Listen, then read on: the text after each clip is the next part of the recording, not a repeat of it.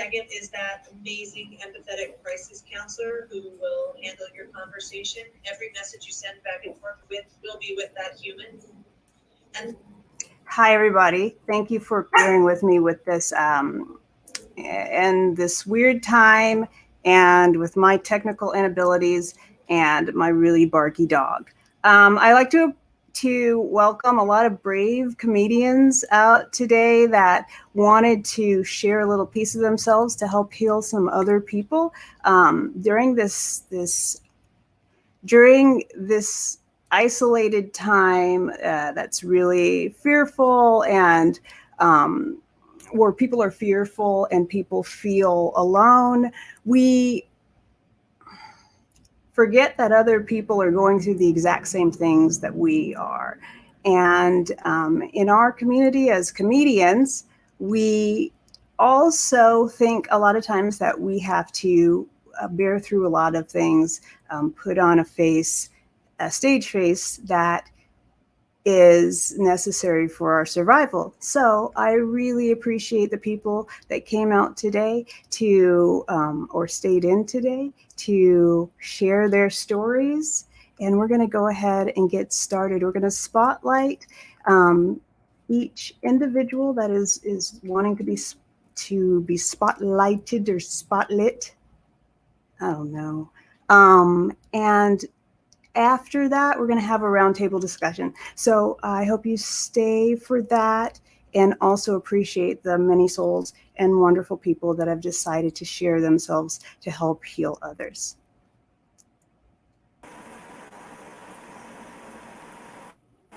Hi, Marina.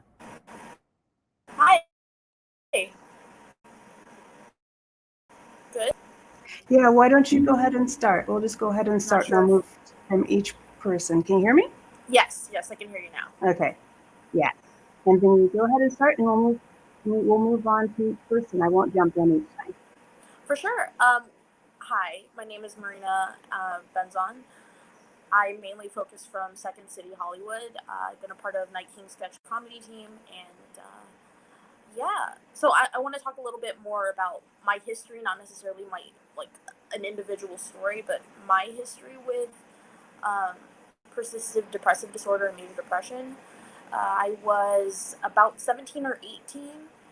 Mind you, a little backstory. I come from immigrant family, so I'm a first-generation kid. I come from a very strict Filipino Catholic private school sort of family. And they don't really believe in mental health. They think that it's just something that you just have to struggle to get through. You're just having a bad day. So just a little bit of background.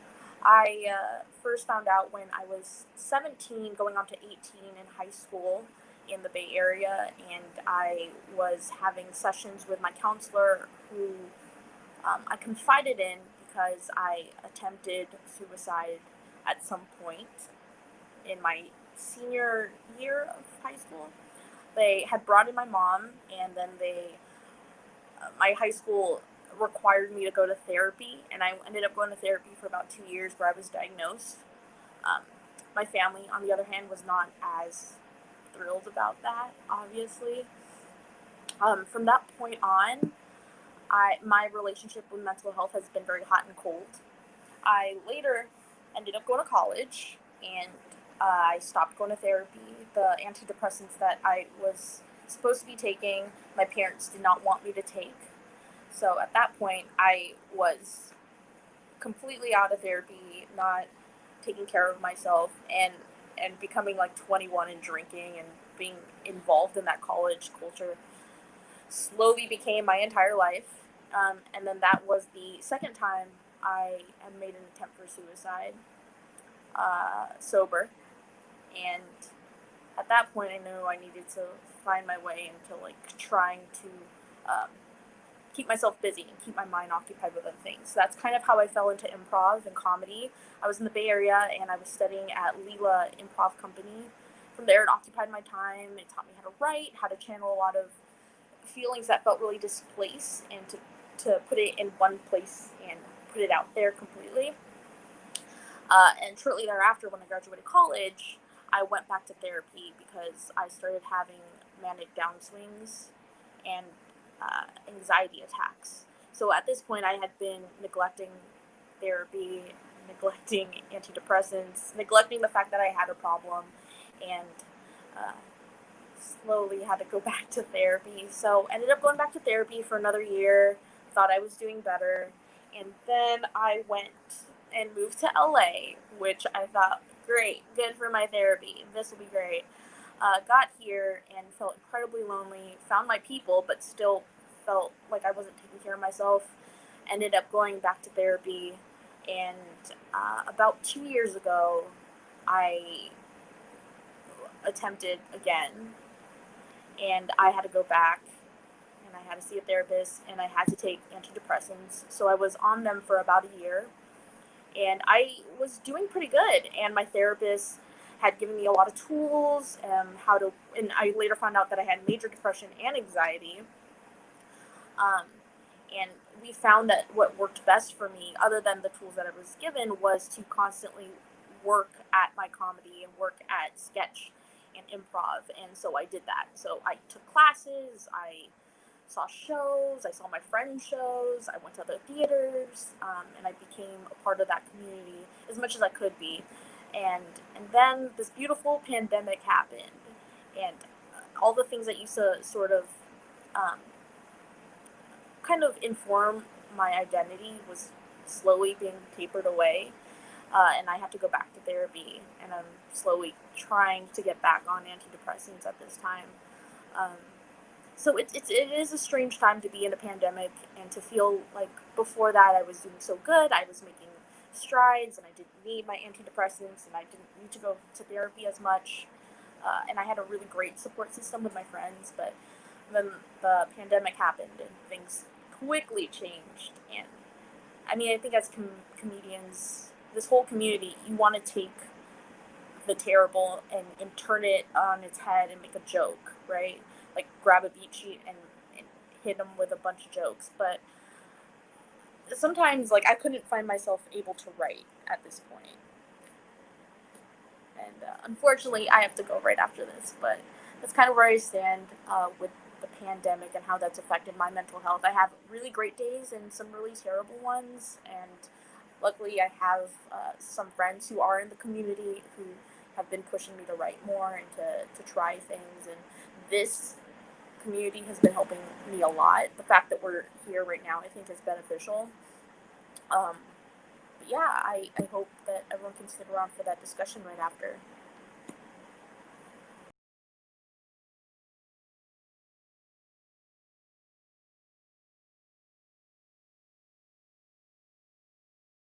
Off. Hi, my mic was off. I'm Maura. I spend most of my time at Second City doing improv there and sketch comedy. And I'm actually back east right now because of the pandemic and a lot of anxiety. I wanted to be with my family. So when I first got back here, I surf and I got into a really bad surfing accident where I got clipped by a jet ski and I fell into rocks. I could have drowned, but I had really severe spinal damage. So I'm in a lot of physical pain right now.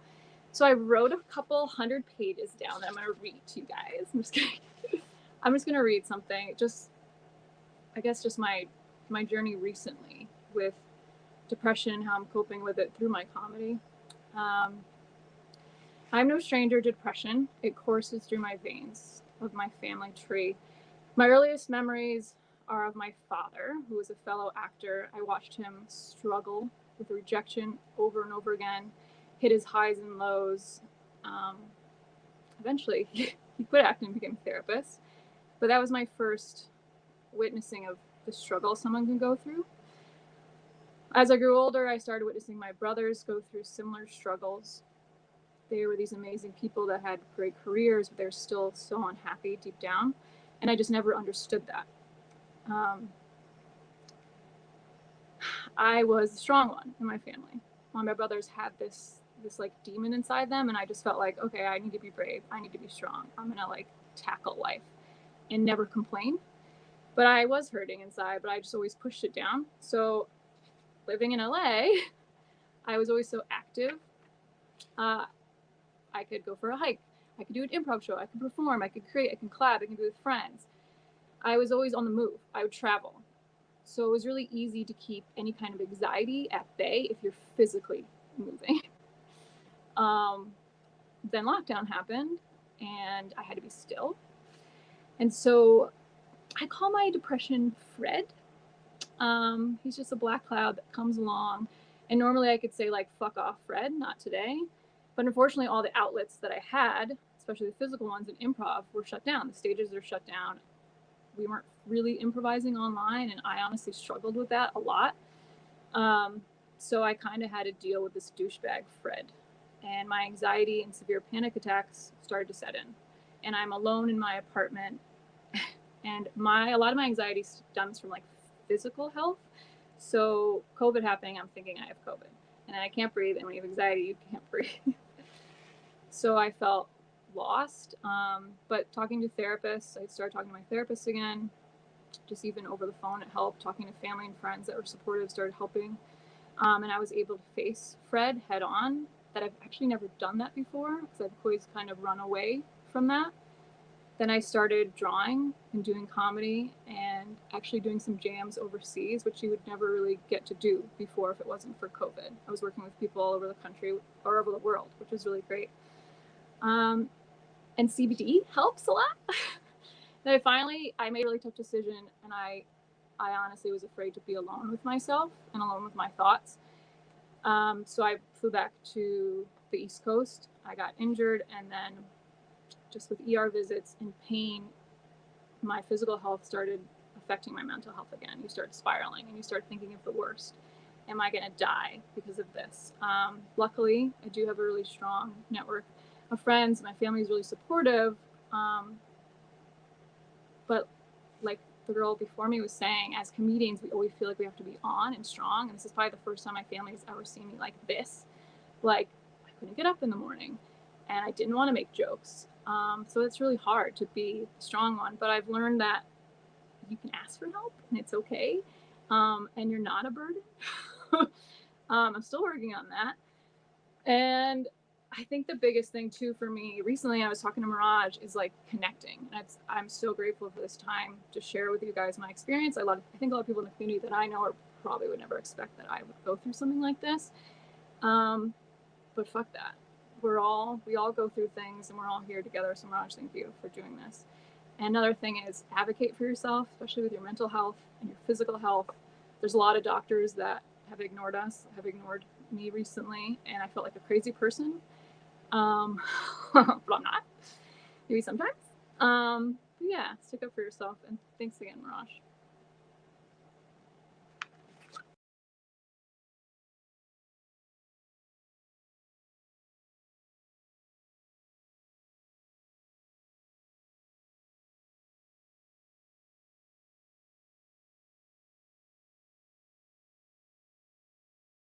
There you go. Okay, cool. I want you to guess what I just said.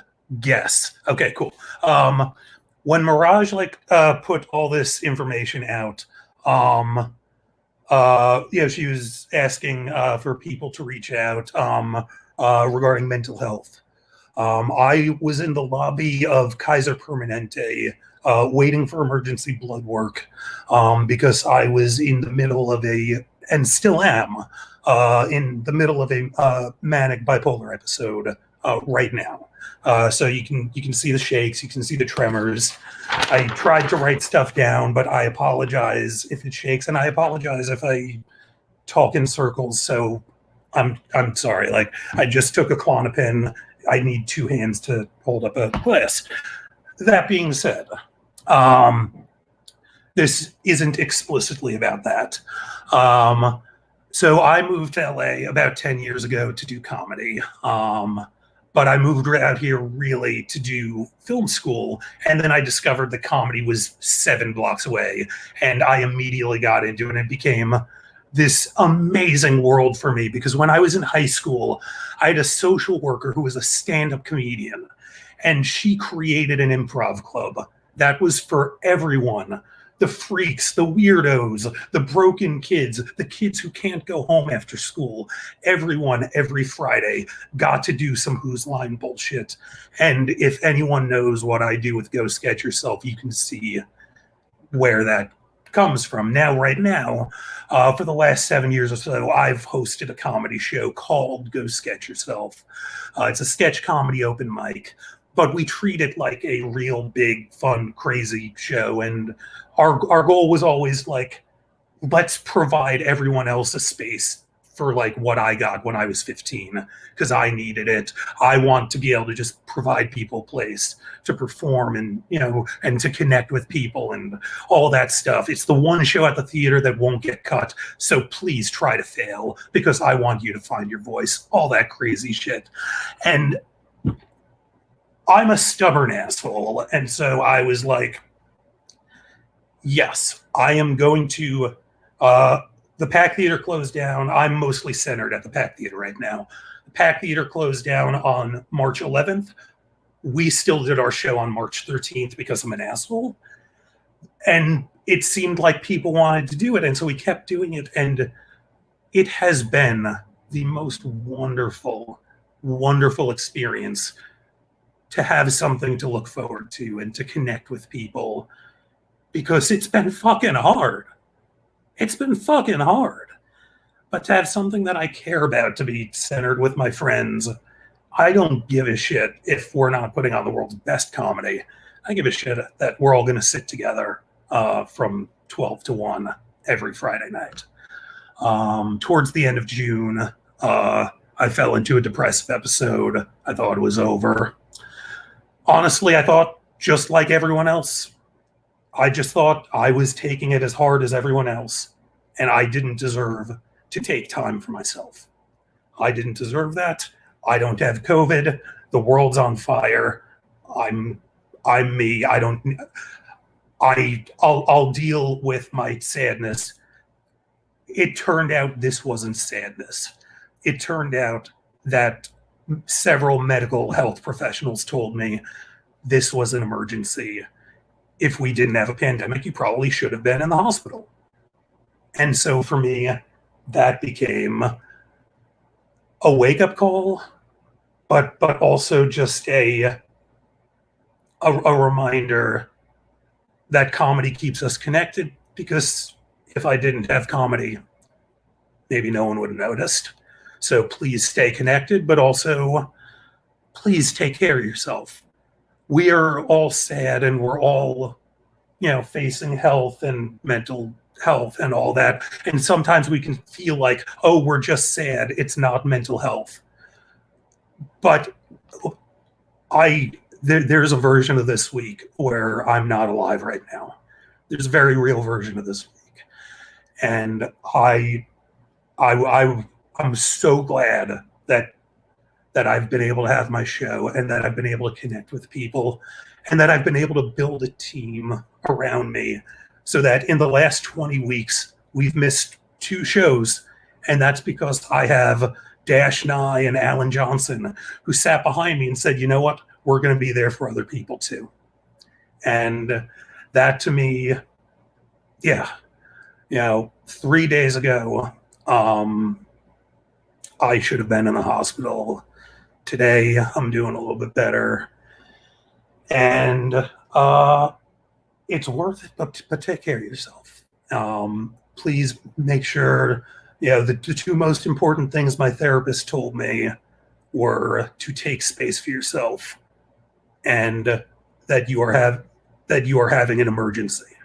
This is an emergency. Treat it like it is. And if you think you're having an emergency, please treat it like it is, so that we can go do some fucking comedy after all this. And also, the other thing I'll just say is, like, where am I at now? I'm now in the process of getting ready to move in with my sister, because we can do digital comedy and we can still connect, even if I'm 100 miles away. So please stay connected, and please take care of yourselves, and let my struggles, because this has been 2 months of a bipolar episode, let my struggles help you, please.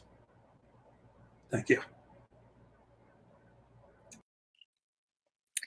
Hi, how's it going? My name is Aviva Pressman, and I I feel like a lot of times when people talk about mental health, we hear this story of always feeling a certain way or growing up being sad and not really knowing what was wrong. And I didn't quite have that experience. I was a pretty happy kid, and I kind of rode high emotionally. And then about 7, 8 years ago, oh God, it's more than that now. I'm so old. My dad got sick, and I had to move home from Washington, D.C. to LA to take care of him. And that was obviously hard. And my career was just taking off when I did it. And I took care of him. And then after that, during that, obviously, I had a lot of anxiety, but then it just wouldn't go away. And what my doctor said to me is that, like, anxiety is your fight or flight. It's your body saying everything is life and death. And it needed to do that because everything with my dad was life or death. And then I didn't know how to turn it off. And I didn't have any of the coping skills of someone who had it for a while, or I don't profess to know what it's like to have it your whole life, but I just didn't have any idea what to do and why my body felt the way that it was and what was happening. And I thought it was grief, but then I would start to feel less sad, and I still felt this thing in my chest. And when I was taking care of him, I was home all the time. I couldn't leave. And I had to be super anal about cleanliness because he didn't have much of an immune system. And it felt like when COVID hit, it was all happening again. I had to be home all the time, and I had to be neurotic about cleanliness, and my career was just cut short right as it was really taking off. I had the last 18 months, I've basically paid my bills with acting and singing. I've had good work all the time, and I lost 4 months of union theater contracts when this hit. And I didn't take it well. I didn't have any coping mechanisms. And the other thing is that when I was going to be doing these jobs, I was going to be in an apartment by myself. And alone time and creating art are the things that fuel me. And instead, I'm home with 5 roommates. I'm never alone. I never have the place to myself. I never have my own time or my own space, and I have nowhere to create art. The other side of that is that I think pandemics sometimes make people feel like they should reach out, and that's awesome. Unless you have someone abusive in your family who feels like this is a good excuse to reach out for the first time in 3 years when you're already struggling. And when my mom reached out, that's when I just hit rock bottom. And I was just like sobbing, and it was so hard to see a light at the end of the tunnel. And I called my doctor, and I have an amazing doctor, and was just like, I can't do it. And so she prescribed me an antidepressant, and I'm really, really glad. And it makes me super tired, so I'm taking naps all the time, and then I feel bad about that, but then I'm like, what the fuck else am I doing? I don't have any jobs anymore. Clearly the antidepressant's working. It is, though, it really is. And it's sometimes hard for me to accept that I needed to do that, because I like to believe that I can figure shit out on my own. But it's just not like that. Right now, so many of us have lost all of our coping mechanisms. Anything that, there are some people who like really just need to be on antidepressants all the time, and that's like completely valid. For me, it can be a little bit more of a last resort because I'm not like, I don't think my brain has the chemistry stuff quite as badly as some people. But it's like, okay, well, if I go to my yoga class all the time and I'm doing a musical that I like and I can have alone time and all of those things, then I don't need to be on a medication. And then those all dropped away. It's like, okay, it's medication time. And it's been better. It's been a lot better since I did that. But it's all still really hard. The mental health stuff is hard, and like people have touched on before, it's lovely to be able to reach out and to have more time to talk to people who are far away, and to be doing theater events and things with people who aren't in LA. So I wouldn't necessarily normally be able to do it. But I'm also finding it very hard to be hopeful and to plan for a future when I don't know what that future is. Yeah. I'm not sure that I have a moral or anything wise to say like the people before me, but don't be ashamed. This is like, just like my doctor said, you have to be in life and death anxiety mode when things are life and death, and things are life and death out there. So it's okay to freak out about it a little bit. Or a lot of it. The world's crazy right now. And it's all right to feel like it is. Thanks.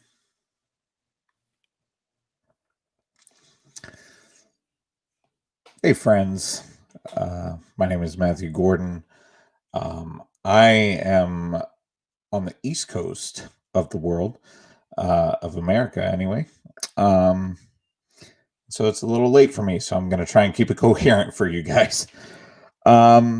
Like everybody that came before me, a lot has been taken away with this pandemic.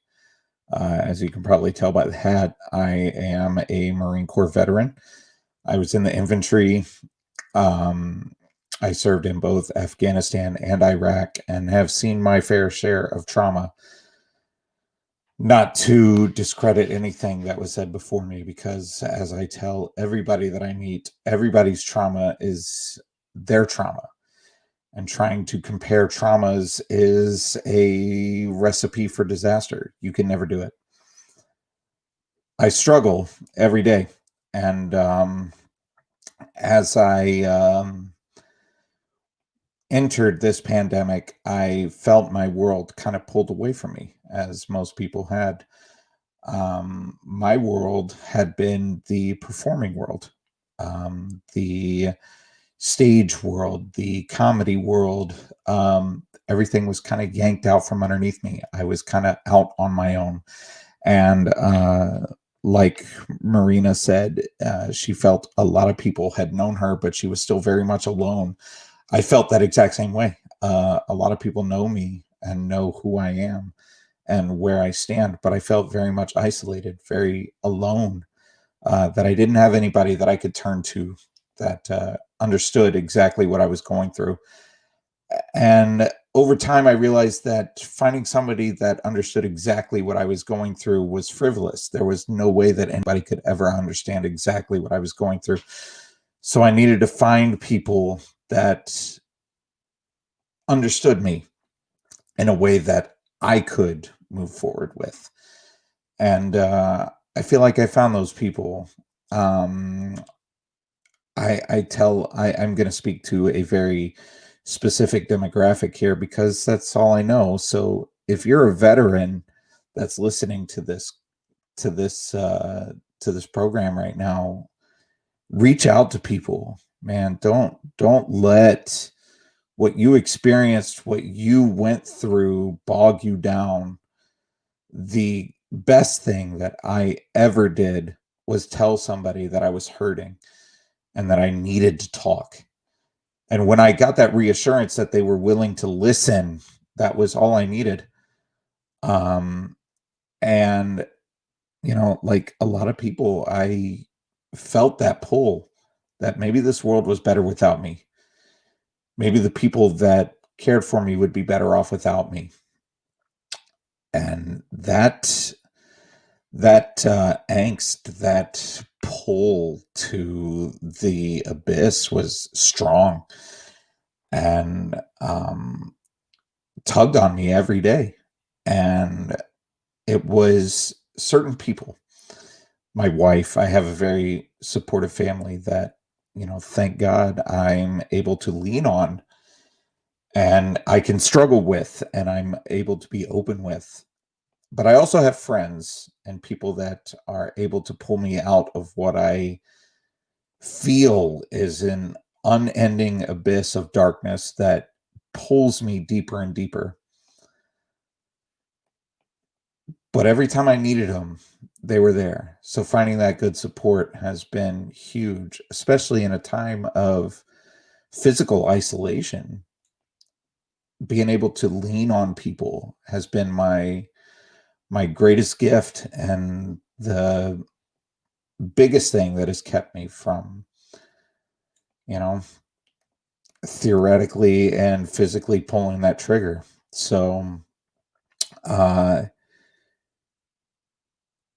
we're a long time into this pandemic, and I don't know when normal is going to come back, but I know that if I can lean on people like Mirage and everybody else that's in this group or on this program, I can get through it, and so can you. So lean on the people that love you. Don't be afraid to reach out for help. And if a Marine can push through depression and really dark times and can reach out for help knowing that he's not strong enough to do it, so can you. Don't ever be afraid to tell somebody that you need to talk or that you need help. And if I can leave you all with anything, it would be that. Love each other and love yourself. That's it. I love you guys. Cheers to Matt, by the way. I just want to say how really beautiful that was.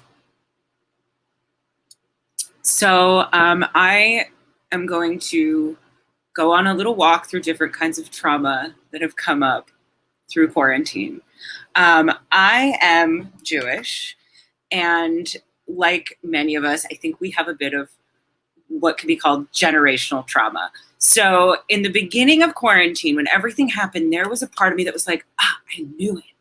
This is what I've been trained for. My grandparents went through the same thing. They all escaped the Holocaust. This is the Nazis shutting everything down and needing papers to see where you go.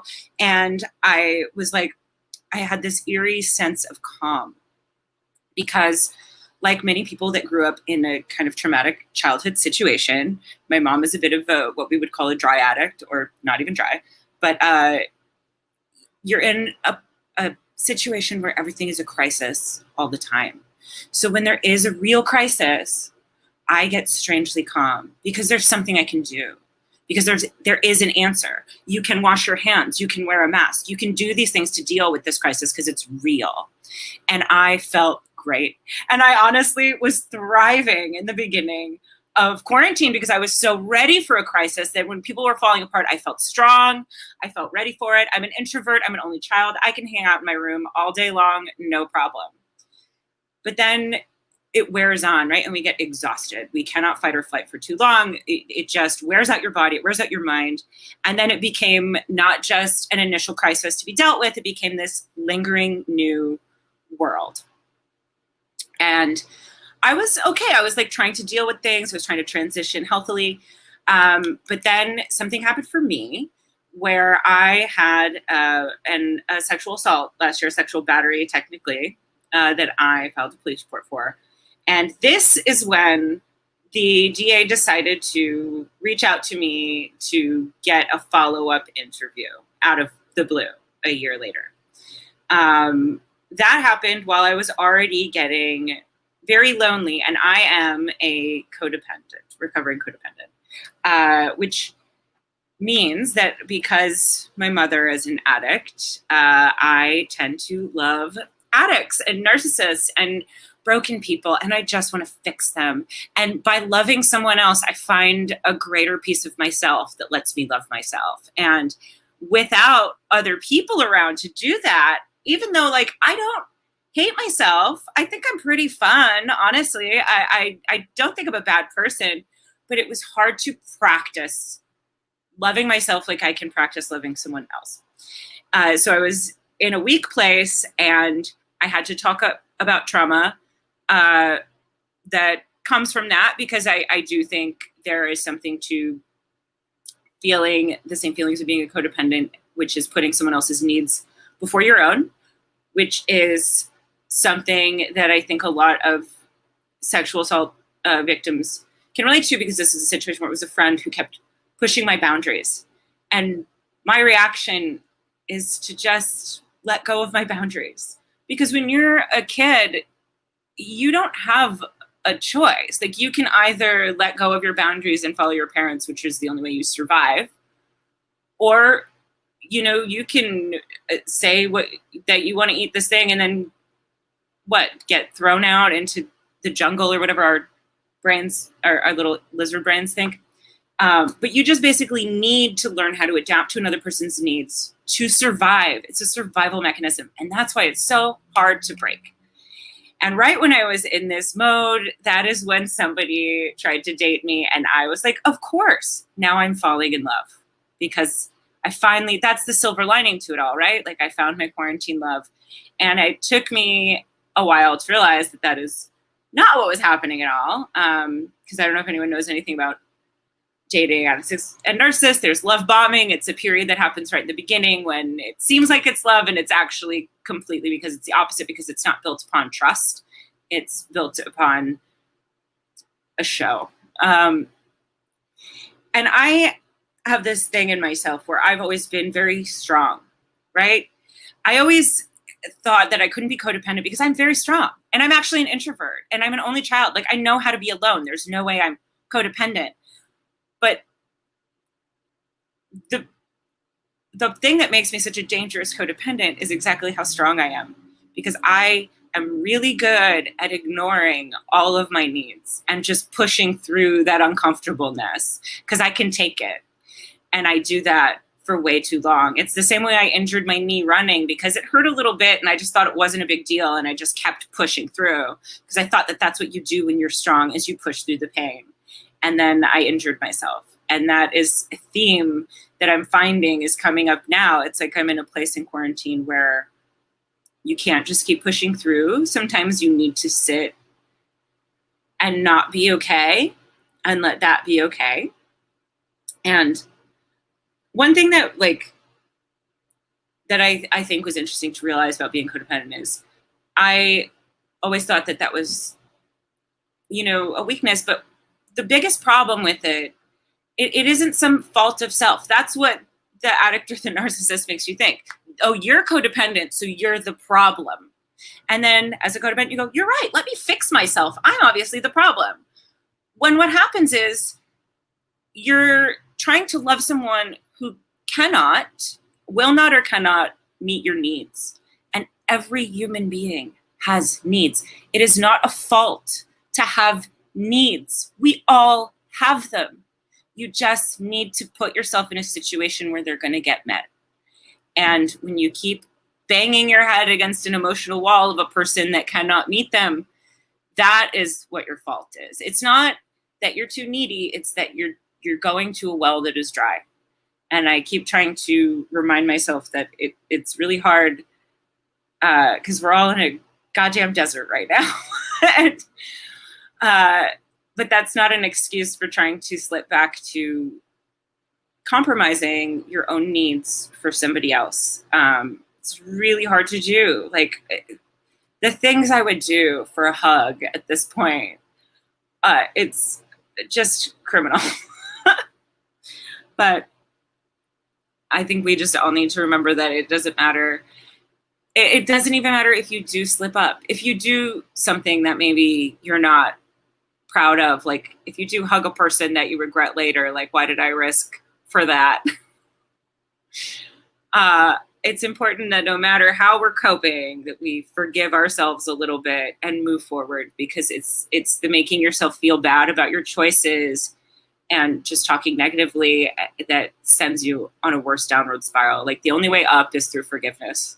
So I hope that we can all forgive ourselves a little bit for whatever we've done during quarantine, because it's all good. I think that's it. I don't know. I have no concept of how long I've been talking, Mirage. Thank you. I don't even know what to say right now. Everyone's so great. So I guess what I want to say is that, so I'm a recovering alcoholic and drug addict personally. I've always been pretty vocal about it. This has been, I'm 3.5 years sober now.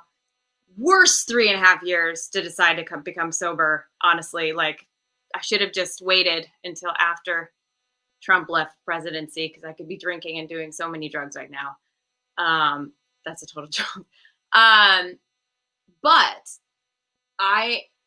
on the flip side, for real, I am so grateful that I've been sober for these past 3.5 years, because it really prepared me for this quarantine. I think I am a overworker and I hustle. And so before quarantine happened, I was working 50 hours a week. I was going on auditions. I had booked a TV show 2 days before the quarantine happened, before production shut down.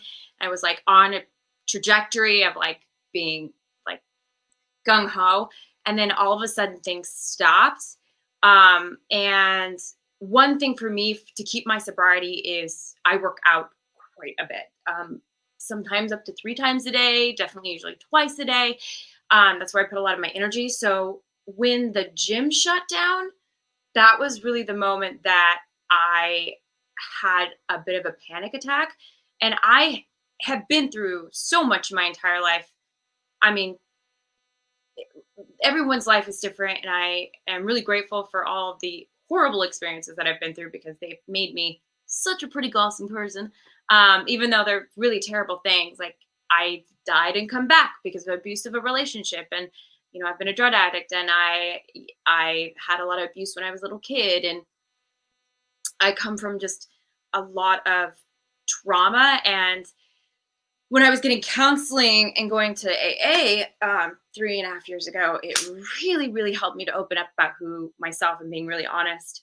So when the quarantine happened, and all of a sudden, like I felt like my life kind of came to a halt, my mentality was very, very positive, but my body responded differently. And I actually, I think it was like 2 weeks into the pandemic. It was like April 1st that week. And I was like, the biggest joke that life could pull on me. And I went to take a shower, and I had chunks of my hair fall out. It was really, these are like clip-on extensions right now, but my hair is to here.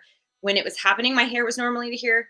But I had to cut it up to here to make it look normal. It's kind of grown out a little bit, but, my body literally got so stressed out from all of it that it started attacking itself. And I got diagnosed with, alopecia areata, which is, I had never even considered that your body can be depressed with your mind not being depressed. Like I never thought about that. And it's so interesting how our bodies work and how our bodies respond to things, isn't it?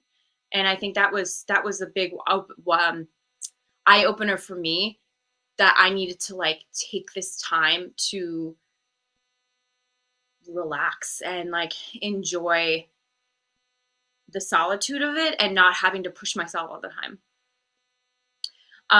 And I've been really, really lucky during this quarantine. I've got my boyfriend, and I've got 3 beautiful, beautiful cats who are lovely and make me smile every day. So I have been very emotionally and surrounded with really good things.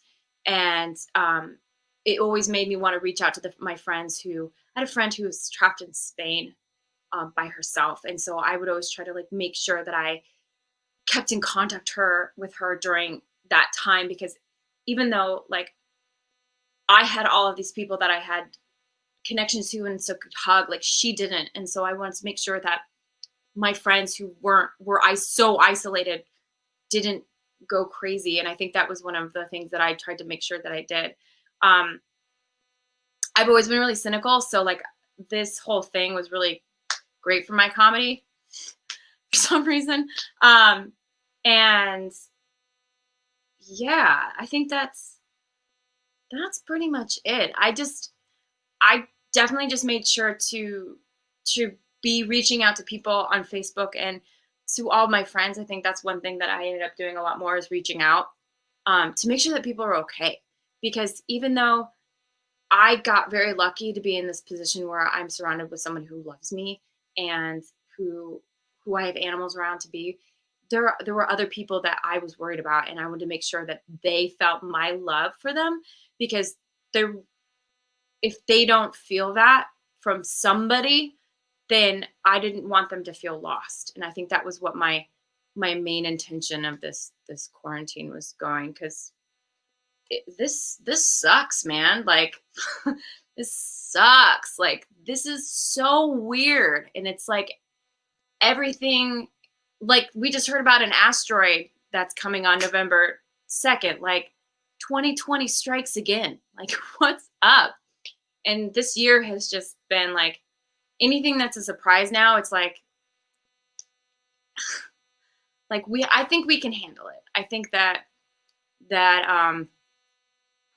we need to be wary of our friends and like be reaching out more. And I think that that's really what's going to keep us connected. And I think another thing too is like when this Black Lives Matter thing was happening and all this racism that was just like popping up on the internet, like it just frustrated me so much that people have so much hate in this country for people who have a different skin color, or they say these things because they have no idea what it's like to be an African American in this country or a person of color. And I'm born and raised in Seattle, and when I moved to California, like I'm Latina and Native American, and this is the first time I ever got called to go back to my country. I'd never even had heard that before. And I can't imagine what my African American friends go through on a daily basis.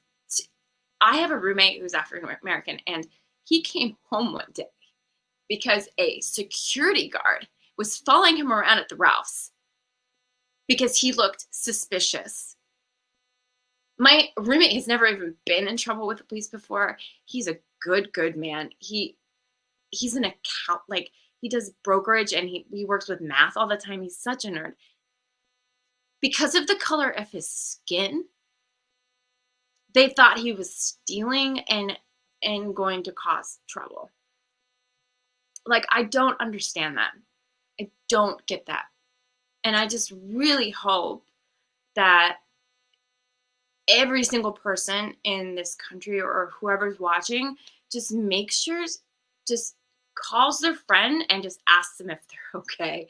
Because I'm not okay with that. And I'm not okay with our country being divided like that. It's just, that is more gut-wrenching than this quarantine to me, is that people aren't treating each other with respect. And this country has lost a lot of respect for one another and has stopped listening to each other's stories. So I want to thank Mirage, and I want to thank all of the people that are sharing their stories tonight, because I've learned so much about these people that I don't even know about. And to me, that is so brave, because we should be sharing our stories. There's a reason why all our ancestors have done auditory storytelling all these years. We should continue to do that. And I think as comedians, it's our job to be telling our stories in a funny way, but in a way that people can relate, because that's all we have is our stories. So thanks so much for having me. I'm gonna go drink some apple cider. Hey guys. So first off, I just want to say, everybody that's gone before, it's been fantastic and wonderful and amazing. And I love you all. And I think you're all fantastic. And so my door is always open.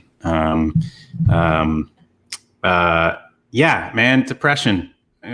It's funny, right?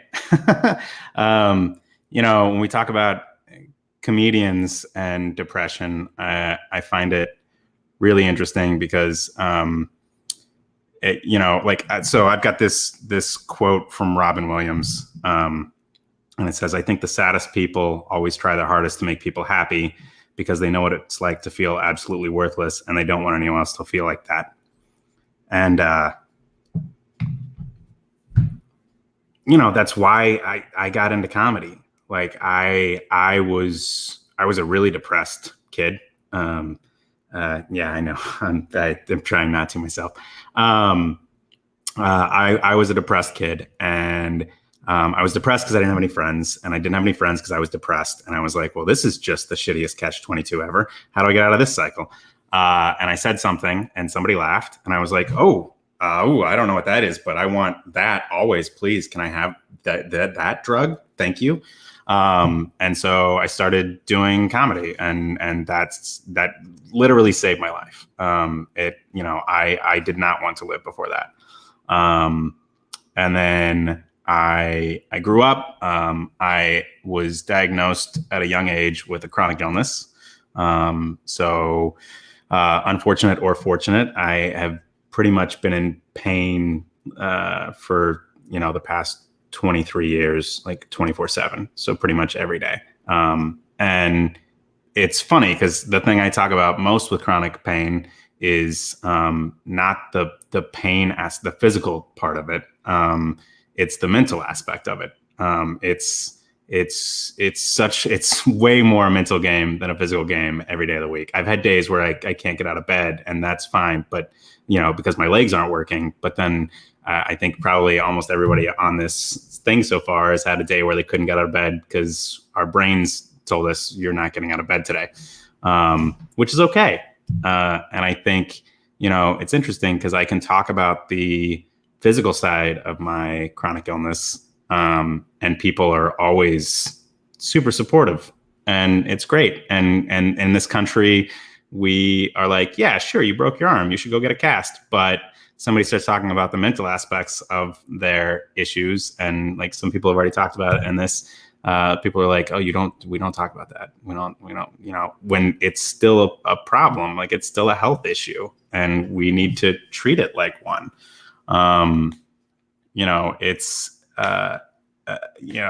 The pandemic has been interesting because I moved away from LA last year. I moved out to Atlanta, and then I moved back to LA like the third week of February. So just before everything shut down. I transferred to a new restaurant, so I was super excited about that. That was going well. I booked a co-star and ended up getting to shoot that right before everything shut down, which was great. I'm a photographer, so I had a bunch of photography gigs. And then, everything just stopped. Like March 15th that's it. The world is on pause. And I think the hardest thing right now is just that uncertainty. I mean, it's funny because as performers, I don't know what certainty we've ever had. Like I'm very comfortable with the fact that my life is uncertain. I've never had any kind of real plan. I just kind of have gone with the flow and been pleasantly surprised. But nowadays, there's just, I don't know, what to do today to plan for tomorrow. And that's really tough. And I know, like, personally, I think a lot of people have mentioned this. Like, I've got a strong savior complex. I love helping other people. It's the reason I got into comedy. It's the reason I'm very open about my chronic illness. If anybody follows me on social media, I talk about it a lot, because I didn't know anybody growing up with chronic pain, and it was very lonely and depressing. And the irony, I think, for a lot of us is, even there's a chat right now amongst the other people who've talked tonight, is that we're very supportive of other people. We have got that on lockdown. But the second it comes to being supportive of yourself, there's some kind of disconnect. And I don't know what that is. I know some of it is depression. That's unfortunately what depression does. It tells you that nobody loves you, that the world would be better off without you, that you have nothing to offer, that, et cetera, et cetera. we were talking, I mentioned the Robin Williams quote, like, to a lot of people, Robin had what a lot of us dream of, and it wasn't enough. And that scares me a lot. I'm locked in an apartment by myself. I was super excited to get an apartment by myself when I moved back, because I was like, cool, well, I'll get my place. I'll have my own stuff, but then I can go out and see all my friends. And I haven't been able to do that. I'm immunocompromised. So it's scary, because I don't know what would happen if I got COVID, or if I'm more susceptible to it. And on the flip side, because I've been sick for most of my life, I am kind of the opposite of a hypochondriac. So generally speaking, I'm like, I literally at one point, like I was throwing up blood, and my roommates forced me to go to a hospital, and I was like, I'll be fine. Just ignore it. It'll go away. Right now, I'm very fortunate that I have my dog with me. He keeps me going. He makes it so I get out of bed every single day and go for a walk. But also during the pandemic, he was diagnosed with cancer 3 months ago. And so I've been a little worried about what that entails. I don't know what's gonna happen with that. But I do have a saying that I say a lot, and it's called "Find the Pony." And it's some people walk in a room full of shit and they go, oh my God, look at all this shit. And some people walk in a room full of shit and they go, oh my God, where's the pony? So I just hope that, you can find the pony in all of this and keep going, because I personally want to see what you have to offer after this is all over. So thanks for having me.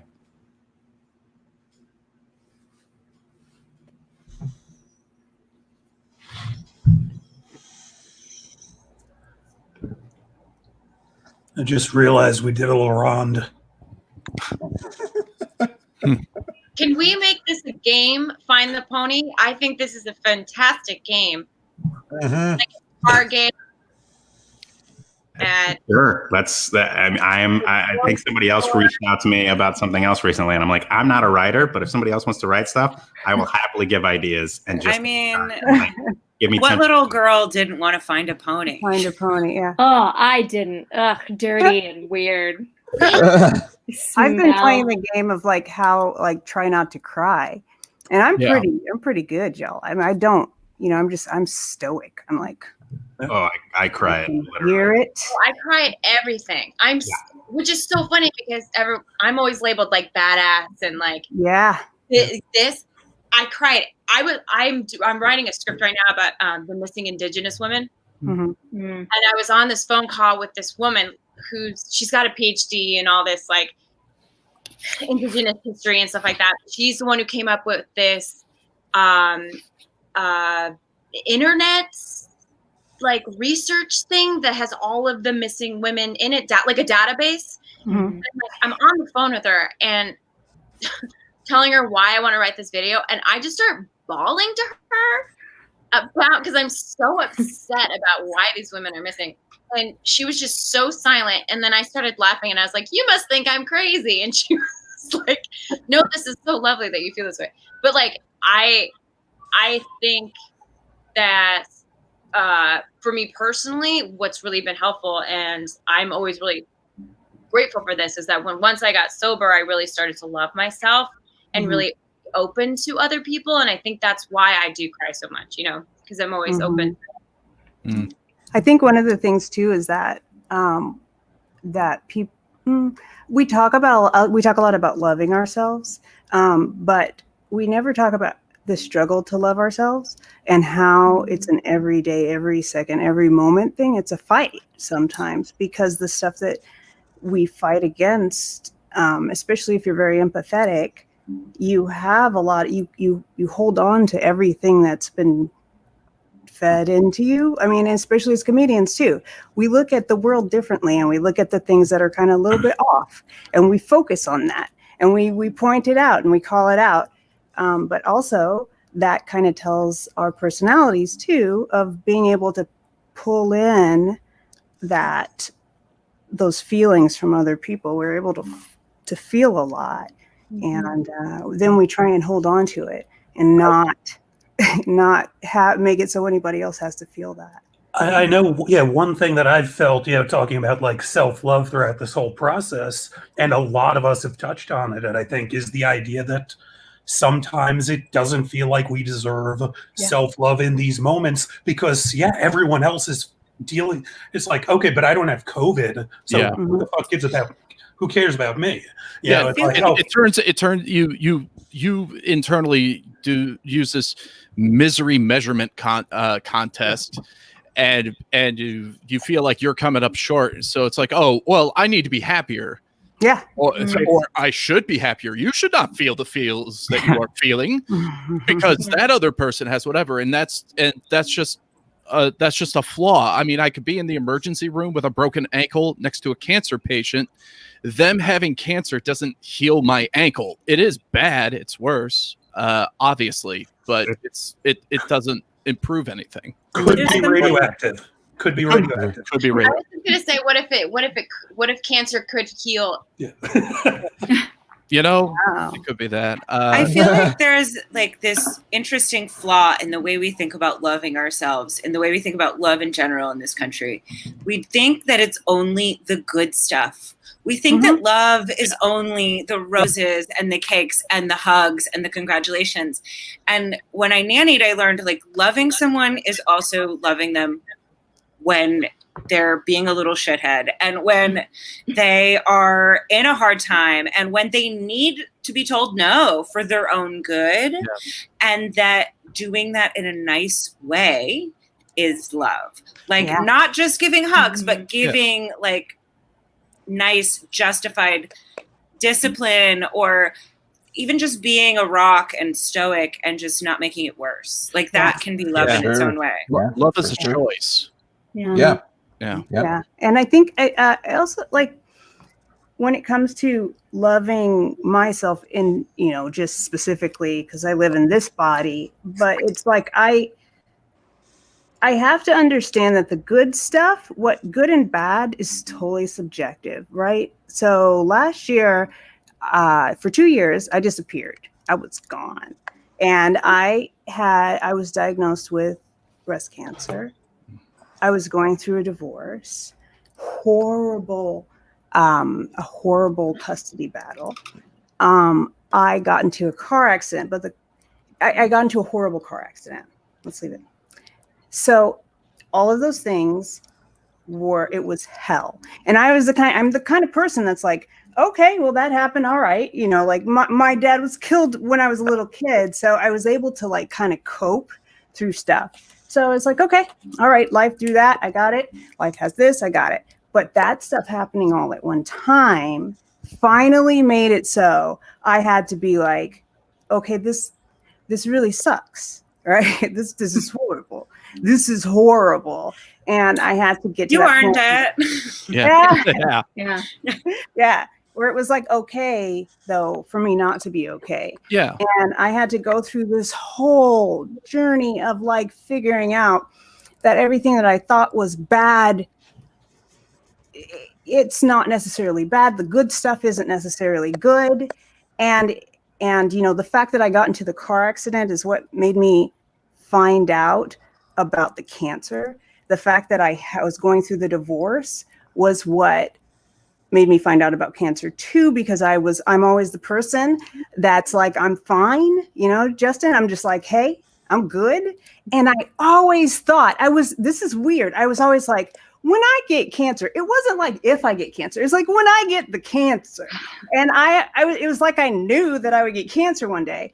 And I had a lump and I was like joking around with my sister and I'm like, look at this. Seems like cancer. And she was like, haha. And then I went to the doctor. They said it wasn't cancer. So they said, if you want to get it checked out, you can, if you want to get it removed, because this is just natural. They're going to keep coming. So if you want to get it removed, you can. But if not, enjoy your Christmas. I was in the middle of a divorce. I'm a comedian. I need the health. Healthcare is like gold. So I was like, let's get it taken out because I'm not going to be able to keep doing this if it gets bigger. And then I'm like, I want to get it taken out now. It turned out that there were 6 in there and they were all cancerous. And I was like, oh my gosh, this, like, being married to this horrible dick saved my life. Silver linings. And I don't believe, I don't necessarily believe like everything. out because Oh, I hear myself. Play the line. That was me. I accidentally touched my phone and it like started to be on my phone. I was like, what? Throw it on the floor. It's gone. Keep But going, Marash. all I'm gonna say is I don't believe that there's everything happens for. I'm not that person. You know, I think that there are different things that happen, and we choose to accept them or we don't choose to accept them. But I do believe that, you know, the stuff that you choose to accept is your personal journey, if that makes sense. That's like nobody understands my life, and if I tell them getting into a car accident was the best thing that happened to me, they're just like, what? Or getting cancer actually was pretty dope. There's a lot of stuff that sucks about it, but I don't give a fuck anymore. I really don't. Yeah. Y'all have seen me on and I just don't care. And that is such a freeing and an empowering thing to be That's like, something- this is who I am. Yeah. I love feel about like- comedy. There's just a quote I heard somewhere that was like, the concept of we are the story that we tell ourselves. And as comedians, we're constantly telling people the story of who we are. So we have more control over that than the average person, which I find pretty beautiful. Yeah. I feel like, Mirage, you talking about cancer and not giving a fuck. Like, I feel like that correlates very well to me going to war. I just don't give a shit anymore. I don't care. You know, like if people ask me, like, are you afraid to do that? I'm like, no. And they're like, why not? I'm like, because those people aren't shooting at me, so I don't give a shit. Yeah. So whatever. Right. You know, Like, so I just get up there and this do time it. because this time it's not a bullet coming at me. Exactly. Yeah. I can handle somebody being like, you suck. I'm like, cool. Yeah, I talk about, like, you know, having days where, like, I've had days where I had to crawl to the bathroom, or I had like an NG tube in me, or like, you know, I've had some, I think we've all had really fucking shitty days. I had a broken wrist for a month. I just walked around with because it didn't bother me that much. right. And I think the great thing, you know, it's totally I think it's great to sit there and accept that shit happens and that life is shitty sometimes. I think we have a hard time, especially in this society, of never accepting that. And I think, first of all, like, accept that. But I also have a perspective on life that I never would have had if I hadn't had that. Like, I know when I get out of bed, if I'm having a bad day, I can stop and go, hey, Justin, like, you're walking today. And it's like, you're right. Okay, sorry. That's, you know, and I can just shift. For and I sure. can, and it's like, and so like any day that I get out of bed, I can already say, well, it's better than some of the days I've had. Yeah. Yeah. So, That's you know, like what gratitude journals are about, I think. And you just got like a really good one going. yeah.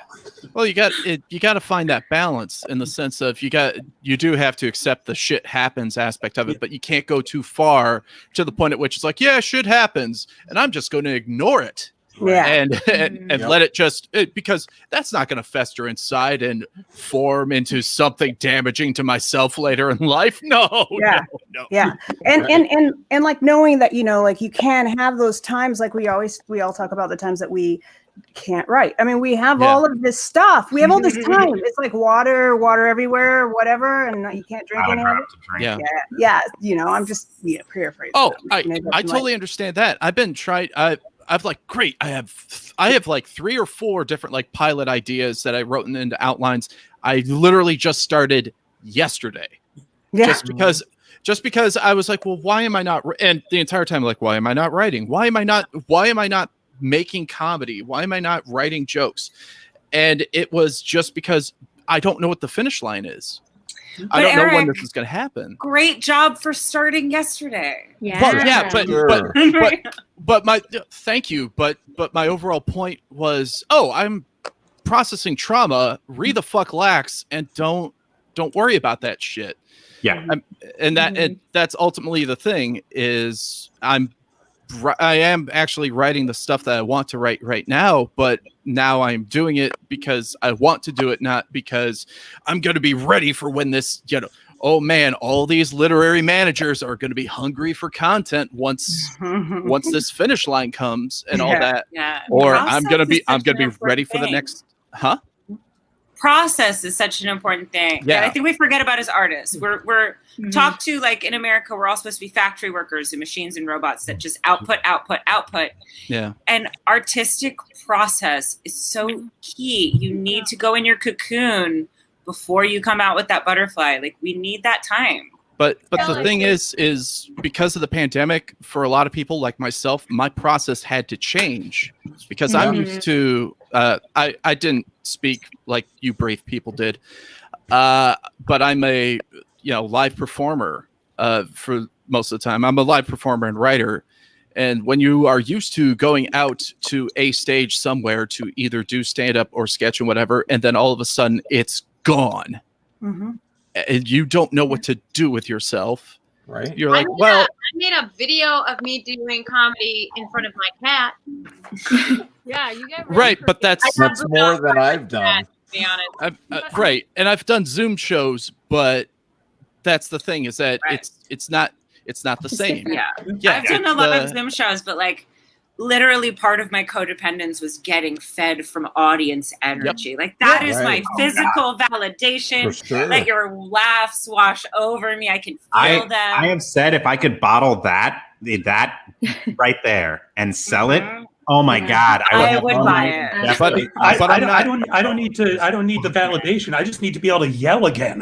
Right. Yeah, exactly.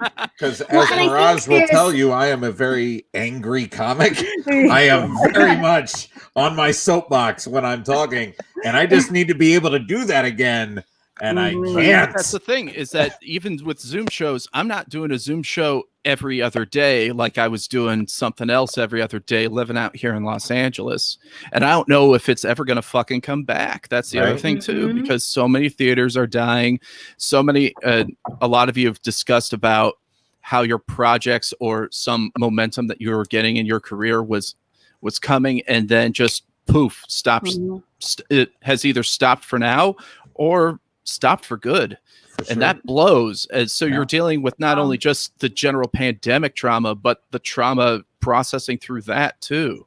Yeah. Well, and I think there's also this like spiral we do, and it happens in a lot of things. But it's like that thing where you gain weight because of the pandemic and you're upset at how your body looks, but then you're upset about being upset because you shouldn't be upset about something trivial like fat on your body. And I think it's the same thing with like we should all care about process. We should be like, this is just about the art, but we all just said it like, no, we want the laughs and we want the money and we want all the stuff that comes with it. And then you feel bad because you're like, well, if I was a real artist, I'd be fine just like being in my basement and drawing a picture and telling myself a joke. Well, being that we are all professionals, the other thing too is we are living in a country that doesn't take care of us for those other needs. So what do? We focus on the whole making the content to sell and all that. And that's survival. Yeah, survival. And thus, and like the idea of, like survival jobs. Like, yeah, at the end of the day, like it's crazy because the pandemic feels like to some degree, like because I got unemployment and it's not a lot, but I'm not paying rent. So I'm like, fuck it. I'm like I've got some money in my bank account. It's all good. It's somebody else owns it. It's not mine by any means, but sure. So it feels like, okay, cool. Cause I always look at people who are like successful in the career. And there is that spiral, like snowball effect of like, okay, cool. You now have money. You don't have to worry about the survival stuff. So you can create all the time. And it is about the art and the process. And it's like, man, that sounds magical. And right now I'm in this weird place where I feel like, well, I should have that because I don't have anything else pressing for me right now, except I keep forgetting that as an empath and as a human being, you were talking about anxiety, our fight and flight right now is going just nonstop. We don't see it. We don't think about it. So like I wake up and there are days when I'll have a creative day and I'm like, sweet. And I'll do something for like 12 hours. And then I have like 4 days in a row where I don't do anything. But there was a time when like, in the before times when I would work from Friday morning to Sunday morning, like Sunday night, just nonstop. I would do event after event after event. Now I put 2 things on my calendar like this and like one other thing. And I'm like, fuck, I can't. Jesus. I don't know if I'll be able to do the second thing I'm going to do tonight. Play a video game. I'm like, that might be too much. No, exactly what Eric and Justin were saying. Especially for veterans, veterans, mental health when it comes to veterans is completely put on the back burner. And when it comes to me, I have fought tooth and nail to kind of get to where I'm at in this point. And the way that I was able to get to where I'm at right now is because of that process of going through and figuring out how I'm going to approach each day when it comes to the project that I'm dealing with and that I'm working on. And then when that goes away, now I'm just stuck with, oh shit, what do I do with myself at this point? Yeah. And trying to figure that shit out has been quite a process for the past few months. Go ahead, Marash. Oh, I was just going to say, I wonder if it's what is like, which comes first?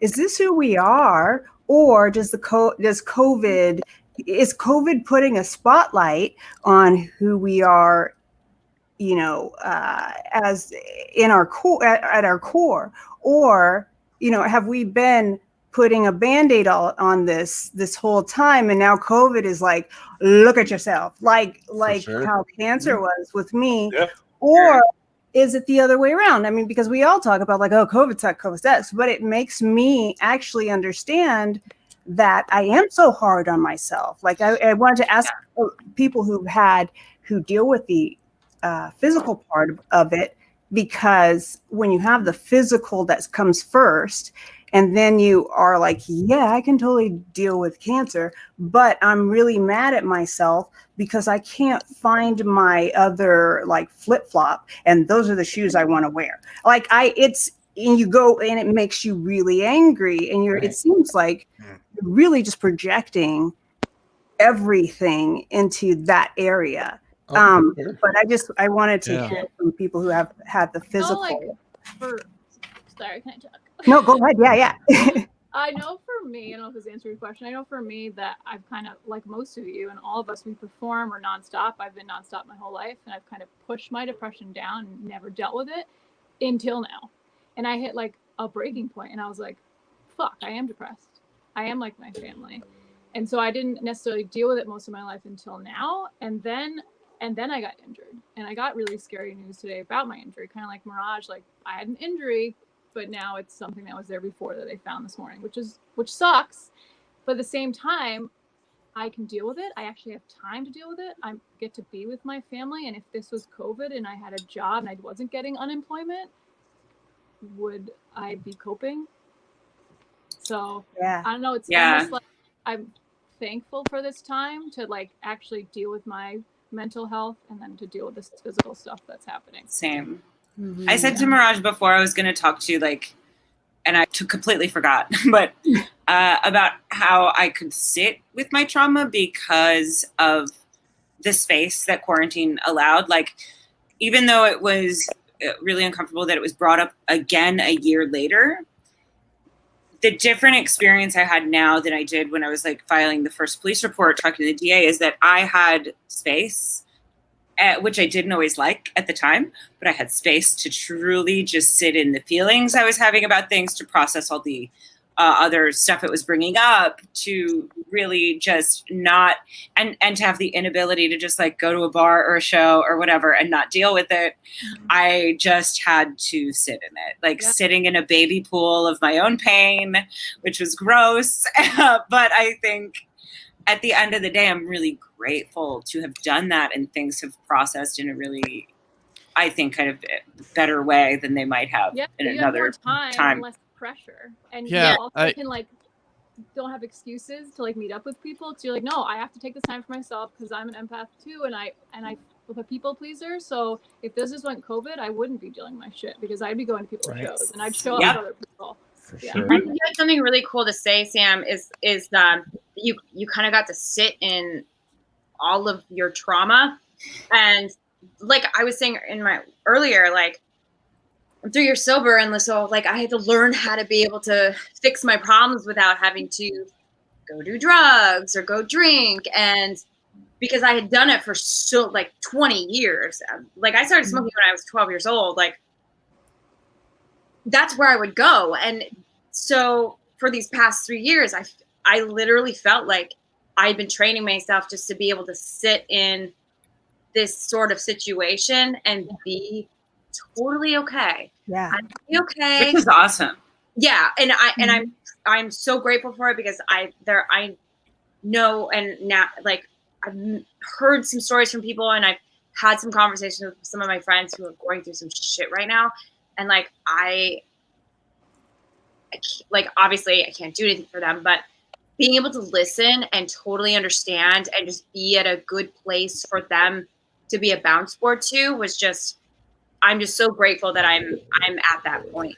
And Okay. sometimes Oh, just can I- being that bounce board is exactly what everybody needs. Exactly, because it's Oh, you don't go, know sorry. people, and I think what AA has really taught me is to just be really open about all my shit. Like shit sucks, man. Like Yeah. our trauma. Like when my boyfriend, the way that him and I met, we ended up kind of connecting over our past traumas. He's the best relationship I've ever had in my entire life. Mm. And I think that when you connect over traumas, that's what really deepens a relationship with people, because that's what makes our history, is those traumas. Because like, yeah, we remember happy things, but the things that are traumatic are the things that really define us. Right.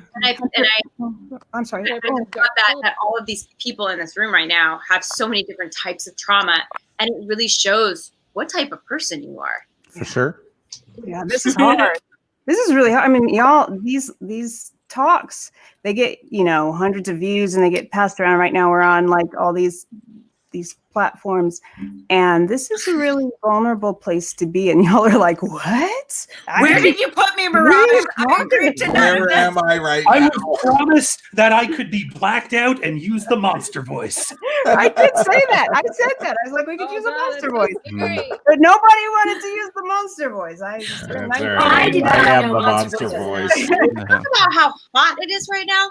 So hot. So hot. Yeah. Hunter, you wanted to say something though? You had your hand. Yeah. Oh, Hunter. I just wanted to touch on kind of what you were saying of like some people being able to being able to say, okay, I can get up and I can deal with this kind of thing. Mm-hmm. I learned that I can't.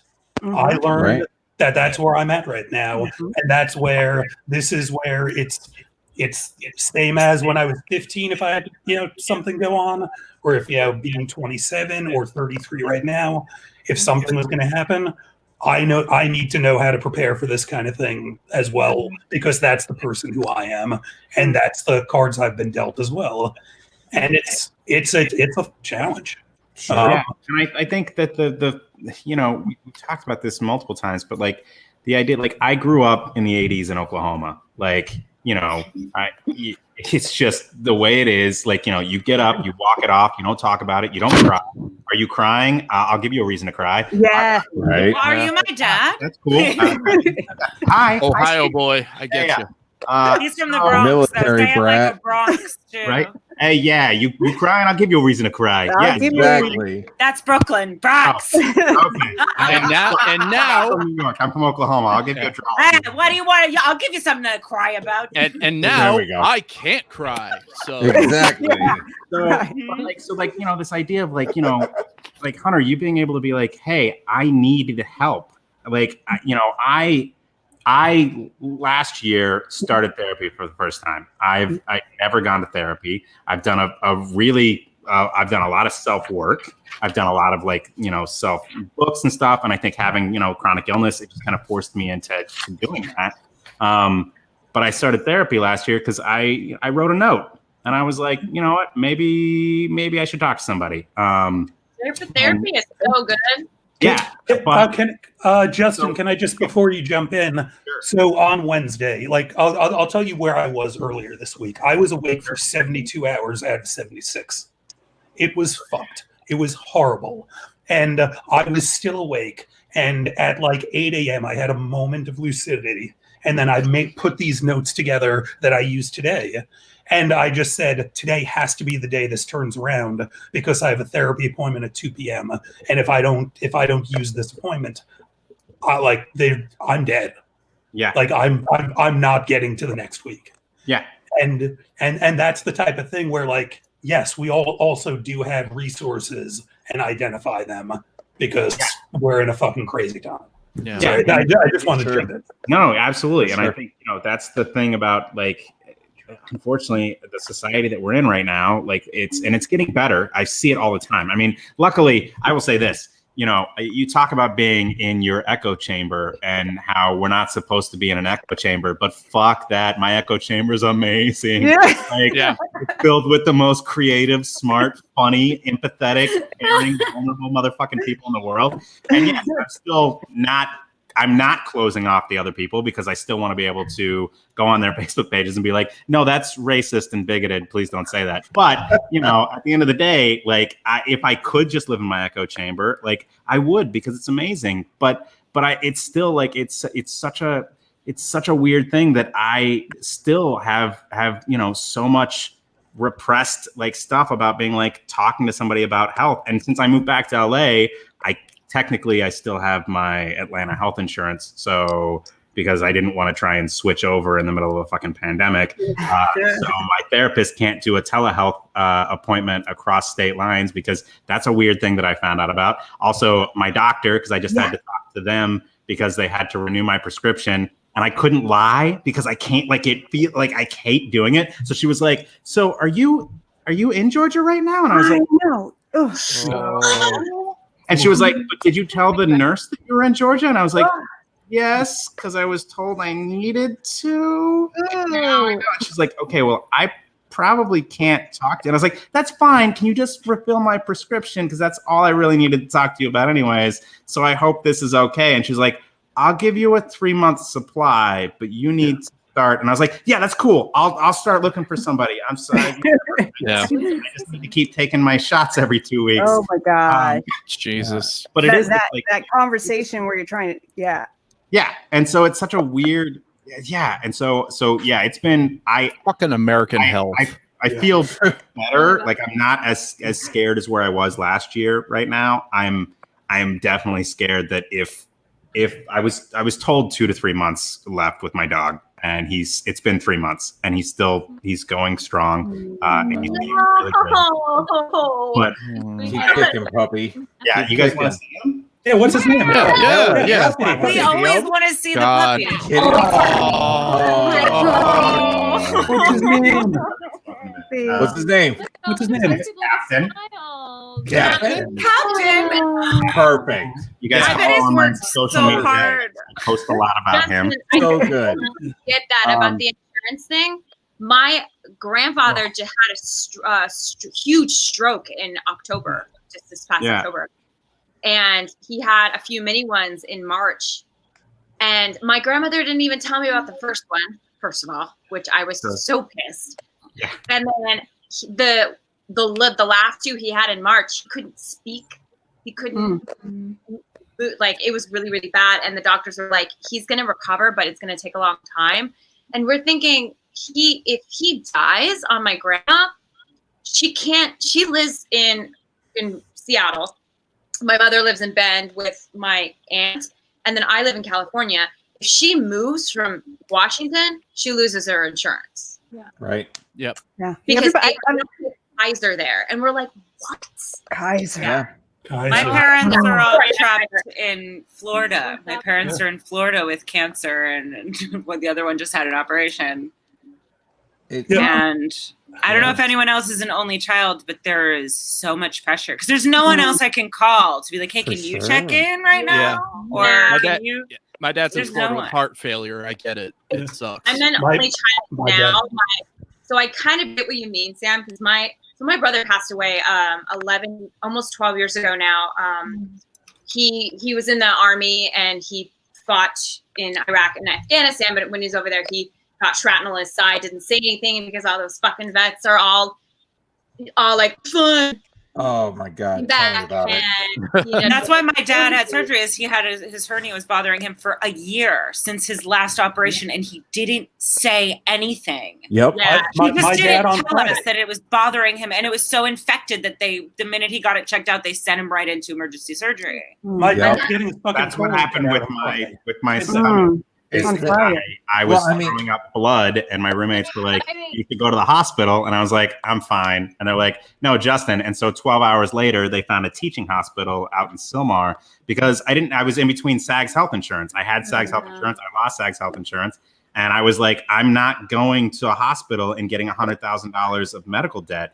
Sure. And they took me to the hospital, and then they admitted me that night. And the next morning, like 7 doctors came in and were like, "Hey, so we need to prep you for surgery." And I was like, "For like later?" And they're like, "No, like right now." And they cut out 4 blockages in my lower intestine. Wow. Yeah. Like, this is a thing That that's is not a See, choice anyone that's should have what- to make. That's the Yeah. thing that's why I made that explicit point when I was talking, was that veterans especially have I don't know if it's like a block in our brain, but we just refuse to talk about things. We're just Yeah. like, no, we are fine 100% of the Well, time. And if you question me on it, I'm going to get pissed off at you and I'm going to let you know that I'm fine. I grew up, I'm an army brat. So I grew up with my Yeah. dad in the army. My brother was in there. My sister-in-law's in the army. So like, I was always like that before I got sober. So like, I always kept shit in. And even when my Exactly. brother passed away, I kept it in. Like, it happened 14 days before his birthday and my birthday, because we're 4 days apart. During Christmas, just found out my ex had been hiding meth from me. I was already on my own alcohol bender at that point. I was 25 years old. I didn't cry for really didn't cry for 2 years, but I came back from the funeral, didn't say anything. My boyfriend tried to take me out for my birthday, and I got so drunk. He locked himself in the bathroom because he didn't want to deal with me, and he started doing drugs. And I punched a hole through the door Yeah. of that because I was so angry at him for all this stuff. And it was just like, it took me from age 25 until about 3.5 years ago to finally talk to somebody about it. And when I finally did, I was like, oh, I should have done this years ago. But it's You are living my life right now. But Living nobody my life. has all of these stories, and we're so similar. It's like I'm just like, so yes, many problems. yeah, and It's- especially about not taking care of yourself first, or not taking care of yourself health. And I know all of us. I mean, in some way or another, we are all affected by the health aspect of it. You know, I, as many of you know, and I am a proud insomniac. I cannot sleep. And I think that goes along. Comedy Club up in the house. At the club. When I wake up in the morning and I see your name and it says 5 a.m. on there, and I'm getting up at 7, I'm usually like, huh. Oh, see, Yeah. I'm still up till 11. I- Still 11 Usually a.m. me. I usually am awake. What I Yeah, miss and- about New York, it wasn't weird, man. Old City doesn't sleep. We're all I'm up. in New York. None of us sleep, so it's fine. Yeah, there's a Miss it, bagel dude. somewhere. I've been in sleep studies. I've been in all. So I've had medication, all of that, and it just right now I just have to kind of accept when I'm asleep. I'm asleep. I mean, especially in the pandemic, I'm just like, I got to take care of my body and sleep whenever I get sleepy, Yeah. and hopefully that happens because I have. No, so- Raj, I'm the same way a little bit. And the way that had helped me was I work out twice in the morning. And by the time it's 1 o'clock, I'm finally tired. Yeah, yeah. I I mean, would love to but work I'm not out doing twice that in the otherwise. morning, but I'm super fucking lazy, so it's not gonna happen. My Yeah. Bought the Ring Yeah. Fit for my Nintendo Switch so that I can try it. the, Yeah. Exactly. It's so hard. Twice in the Find out. morning. Yeah, I work out usually by the time my boyfriend works out in the morning, or wakes up in the morning, I've worked out like twice. Oh, see, and the weird thing about oof.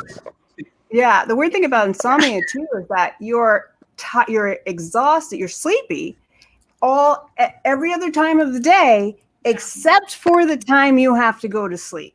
Yeah. That is Real. when It's like your head Yeah, hits the yeah. pillow and it's made of caffeine, and you're like, Yeah. oh, everything Okay. I just remembered.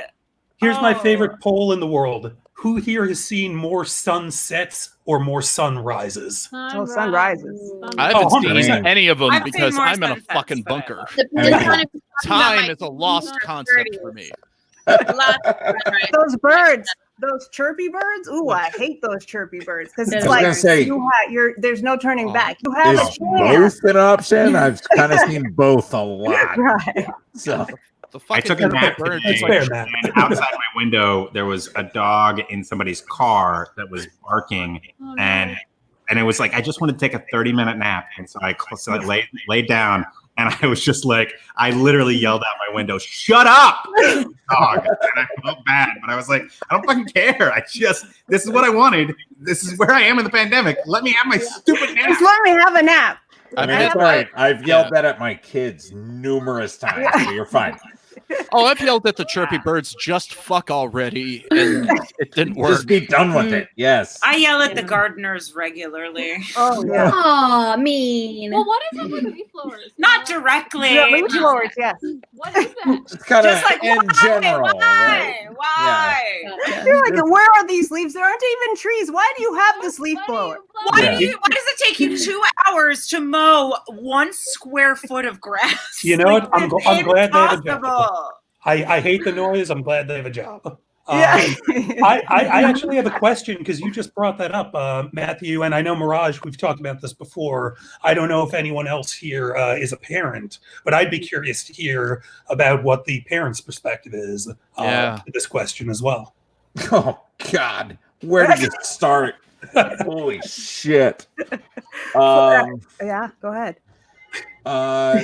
So are you asking like where are my kids on this? Or yeah, where am somewhere I in the room. falling at this? Where are they right now? Do you even know? I No, don't I'm know. They're with you. somewhere around here. They I'm haven't gone curious. too far. They're within a block of the house, I'm sure. No, but like as it's pushing the mental health element of it, I know that that's something, especially with the schools, that's been pushing as well. So I feel like that's a perspective that's valid to hear as well. So Kids- my Go ahead. oldest daughter, she'll be 14 in November, is struggling hard because she hasn't been able to interact with her friends physically in the past 4 or 5 months. She's been kind of isolated to herself, and the only people that she's been able to interact with are her younger brother and sister. Oh, And she kind of had a minor meltdown on me and my wife the other day. And we're like, okay, well, let's sit down and figure this shit out, and we'll get this taken care of. My younger son and my youngest daughter, they are completely fine. They don't give two shits. They're 100% okay. My son is like, I can play PlayStation 24 hours a day. This is the fucking best. That's my husband. My So- husband is doing that during the pandemic. He Yeah, exactly. So Your he's husband like, and what age, boy? yeah. Yeah. My Now, 10-year-old is Yeah, like, that's I can not play Spider-Man on the PS4. I am never goes in away. my life Yeah. right now. This Yeah. is nuts. forever. So- So we like that forever. I hate the fact that now I get upset that I'm not excited about video games because Exactly. which is we're talking Yes. about like getting mad at things that we're not supposed to get mad at Mm. earlier. That's it. Like I'm like I don't. I'm at this point. I've been like, man, do I just buy another game? Like I know, right? Like, Yeah. I played a game for What do 3 I do? hours. Oh, yeah. What do I do? I'll throw it away You and played all the game. You Yeah. find you. It's like that one. It's like a weird version of that one Twilight Zone with the guy with the broken glasses and all the books.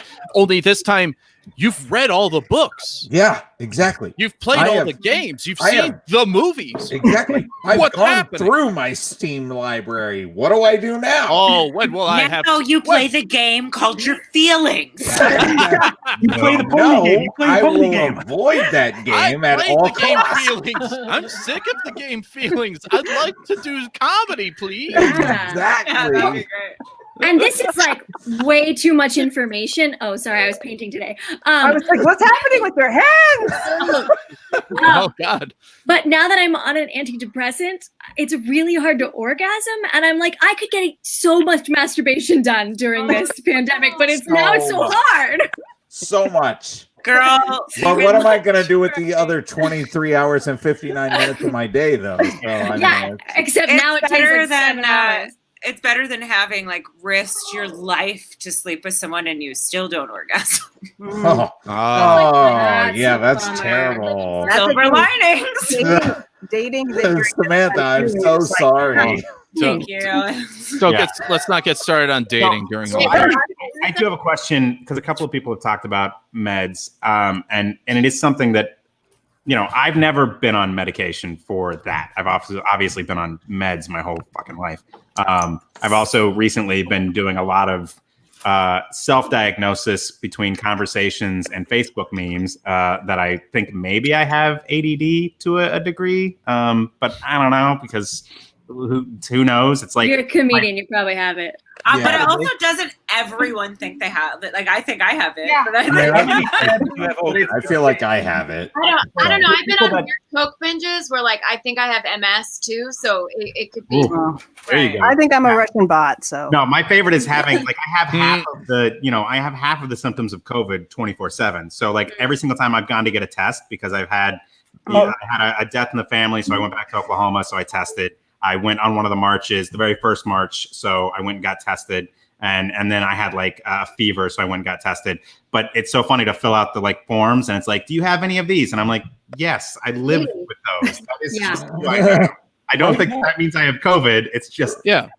I think I should just write on there. Yeah, I'm Jewish. Like Right? obviously, Like, of I have a course I stuffy have. nose. Like of course, Yeah. There hasn't been a day in my life. Right. Like my stomach always hurts. I'm very Jewy. Like, Yes, what do you exactly. want? Yeah. Well, Justin, you did bring up. So here's all my pills. Check them out. Check them out. Oh yeah, nice. One of my pills actually does give me a perpetual, like, tiny nose, not nosebleed, but a runny nose. It's not a real runny nose, but it's like a tiny bit damp there. So every time I leave the house, I have to panic. Is this a side effect, or is this the same side effect of the pills I've been taking for the last 2 years? Like, Sure. Have you ever? Has anyone else been just? Oh, hey, I think I'm fine and everything, but their heart is racing for no particular reason whatsoever. yeah. Yeah, that anxiety thing or whatever. I Oh, actually yeah. noticed. I'm one of my most amazing jobs is that I rate cannabis products. So I've noticed that while so many of them are so helpful for me, if I smoke particularly strong strains of genetically like indoor grown sativa, I will get panicky heart racing and it is so uncomfortable. And it's really interesting getting to like see exactly what types of things do that and what don't. Hold on, Samantha, you get to Yes. test products? Yes, and so how, okay, and follow-up question. Yeah. How How does do I one get get this job? into said job? You're I on the wrong coast. put it in my That's gratitude journal. very Yes. true. Thank you, That's- Hunter. That's 100% accurate. It's 100% like, thank God I'm in LA for like Yeah. definitely I wonder, would like, never have happened in New York. saved my life. Weed saved my life. Like, it, With that though, with me, I and alcohol, I'm opposite. It makes me anxious, and so I don't have that like outlet of I don't that. either. And so every time like people will suggest for sleep, they'll be like, oh well, CBD oil, all that kind of stuff, and I try it and I get worse. So See, and I don't know if if I started smoking weed now, if it would make me feel better, because obviously anytime I've smoked weed, it's been illegal. So it's like, oh yeah, I'm breaking the law. I feel pretty good about myself right now. But if it's legal, am I going to feel the same way? It's like, oh man, it's like drinking a soda. See, I have a mega large tolerance, so alcohol don't do shit for me. Weed don't do shit for me. The only reprieve that I ever have is food or coming, and both I can't. Those are the do OG that on. drugs, baby. Those are My Those are the dude. OG, but at My the same dude. time- deep sex and food are my favorite things in the world. My dude. Yeah. right. I would, but here's the thing. Caloric intake is a thing. And, I can only go once an hour or something like that. Not to get too personal, Oh, but if only you were a woman. See, here's the thing. I know. Well, the ignore- point is, I have nothing. The point is that I feel everything all the time, and I Oh, would for love to sure. have a break from it. aside from a couple seconds in the morning As For the sure. and after, and the 3 seconds between eating the whole pizza and regretting the whole pizza. Uh-huh. See, I just ignore caloric intake and believe really hard in myself, and I feel pretty good sometimes. Well, I have other health issues too. There you so- go. There So you I go. can't. So caloric intake is something I have to look at. There you go. Yeah. Anyway, I wonder if For sure. I wanted to ask about sitting inside your uncomfortable spots, because I think that is something that we've had to try and do to try and make it so that we're able, I mean, before we were able to get on stage and really get that high and then be like, bam. That's why we love live comedy. We can do all of the taped stuff, but we love that immediate gratification. And this is the only art form, and I say this all the time, where we're always asking for approval constantly. It's so codependent. I love it. It is. We're like, here, do you like me? Yes, ha ha ha. And then it's like, okay, you still like me? Yeah, ha ha ha. Okay, still?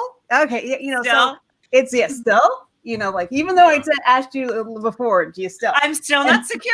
I still need it. So now that we're isolated like this, because I can't just go out. I see these people and they're on Instagram and they're at a beach and they're just doing all this stuff and they're visiting. And I'm like, that could kill me. And that would have a major impact, on a lot of people. So I can't just be like, well, let me try. I have to be inside. So being in the uncomfortable spots, does anybody else feel like now that you have to just kind of be more aware in those moments? Just to sit there and feel them and not be try and rush through it. I've sat and I felt and I felt and I felt and I actually started therapy for the very first time about a month ago, and it's been helpful, but being forced to sit is very nice and very good for me overall. However, I am forced to live in the pool, and that's not good either. So I really am just feeling the Jonesin for performance, not necessarily the way it was in the past of, oh man, I get to have my dopamine now, but more along the lines of, I need to not be in the pool for a moment. Give me a break, towel off, and then I'll dip back in. But I'm starting to get prune fingers in here. It's time to leave. I mean, on the other hand, I think I have thrown myself into being around people that in the broader aspect of the world, were they not put in front of me as my only option, would not have done, and now may regret. But because I was just so anxious to get out of my pool for just a minute. See, and I kind of dove headfirst into my Dungeons and Dragons playing, where I can dive into a completely different person numerous times a week. And sometimes that's what I did, Matt. Did you not listen? I'm running 3 campaigns. I'm in 2 campaigns. I'm running 3 campaigns a week where I'm the dungeon master, where I get to choose 6 or 7 different non-player characters that I get to just assume their personality for hours at a time. Please do. No, anyway, yes, I'm 100% on board. Ava, you contact me afterwards and we will get on board. I don't think there was a misinterpretation. No, any interpretation of that is good. Yeah, I'm I have 100% no idea on board what with that. He'll be I fine. have some real only child pent up anger because as an actual only lonely child who once bought Magic the Gathering and then realized you needed other people to play it with and never opened it. That is my Hemingway novel of my life. Hey, Like people that complained about Dungeons and Dragons being like a nerd thing where you have no friends. I'm like, it means you literally have a clique. If you can play the game, you have to have friends. hey, Like Yeah. it's built hit in. me up, and I will put you into a campaign, and we will start our own group, and we will run the Curse of Strahd, and it'll be amazing. Okay, 'cause I really want to play this. It's a Genasi character. Yes, I've please never do. played a Genasi before. Sorry, we're talking nerd. We're talking nerd. It's Yeah, so good. nerd Is right anyone now. in the We have left completely isolated everybody. Now everybody's happy. Mirage. I wanna So play nerdy. I'm sorry. I just bought my first figurine from Oh yes, my character so for my good. bi-weekly Friday night game. So Okay, So my weekly game is on Wednesday nights, which is it's with my boyfriend, a bunch of dudes, and I'm the only girl in there.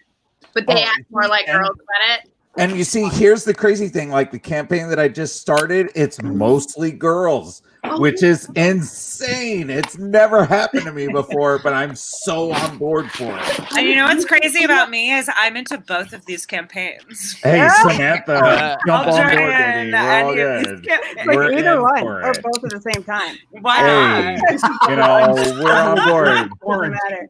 I This want is why I'm struggling. what I are you would saying, love. Hunter? Go ahead, Hunter. Oh, that's the thing. This is why I'm struggling during quarantine. Oh, None of this I- shit is my shit. I just love that.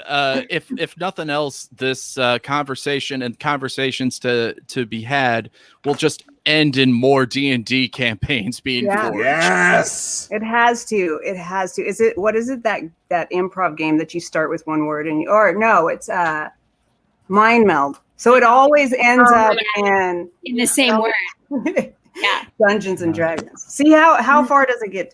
So we're almost at 2 hours, y'all. We've been talking for a while, And and I I just go for 3 hours. yeah.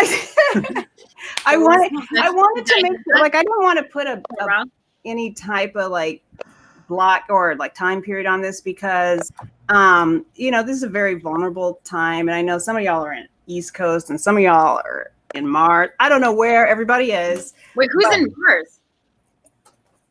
Did you say someone's in Mars? Mars. Yeah, I'm on Mars. That's me. It's Mara. Some people are in New York. Some people are in Mars. So I'm in Mars. Mars, yeah. Mhm. Time. Otherwise known as upstate New York. Yes, It's usually known That's as Mars. Mars. Oh, Wait, where in upstate New York? I'm just like I am right on Lake Ontario. Oh, shit. really? Yeah. Well, I'm from Yeah. Utica, and I've never heard of Lake Ontario. Yeah, No, you're most not- people you're from here have never heard of it either. I don't know. There's a Metro Oh, it's North more of an on it? Albany place, is what. you're talking Exactly. All right. There you go. Yes. And Mar, you are in a different time zone. I'm in Connecticut, and I'm in a lot of pain right now, you guys. Oh, yeah.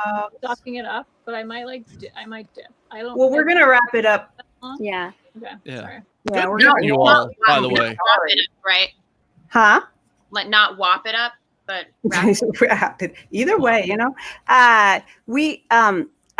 thank y'all for being so vulnerable. I didn't want to put any time on this, and then when people look at it, they can come and like watch and then pause and then come back because this has been really cool. It's been really filled with all of us and parts of ourselves that I hope we're able to help other people through whatever they're going through, So thank you so much for being so vulnerable and so available and open and having kitty cats. Thank you for purchasing the cats. thank you for Well, Mirage, Yeah. Yeah. Guys, thank you for opening up this platform for everybody to kind of talk through this. Yeah. Thank Yeah, you. thank you for being Yeah. like a real beacon as far as comedians and mental health in this quarantine. Like, I know I didn't know you before it, but you are a really bright spot in it. I think not Aw, just for me. thank So you. thank you. Yeah. Yeah. Thank you. Yeah. Thank One you of so the- much. One of the things I was like, I'm going offline for a week. And during that time, I was just like, I'm going offline for a week. It's fine. I'm not going to answer my phone. I'm not going to do anything. And I started to get really anxious because some people are really connected to me and they will come and they'll say, I'm dealing with this and I'm dealing with that. And I wanted to make sure that people were taken care of, like nothing happened in that week. And then I realized, what's going on with me? Why am Yep. I so anxious that other people are going to be like, not be able to like be okay during this week? And I was like, let's do this, Todd. Yeah. Make space for yourself. Right. Yes, right. definitely. Right. It's so good. And I like, things were making me teary eyed, and it was just like the Democratic convention. I was crying and Oh, stuff. I was like, geez. hold on. You need to. So this has been really great. And I really appreciate all of you, and I appreciate you sharing yourselves and being a part of this and being part of this community and just taking care of each other. I really hope that this is like a community. If it's Dungeons and Dragons, I'm not gonna be able to keep up.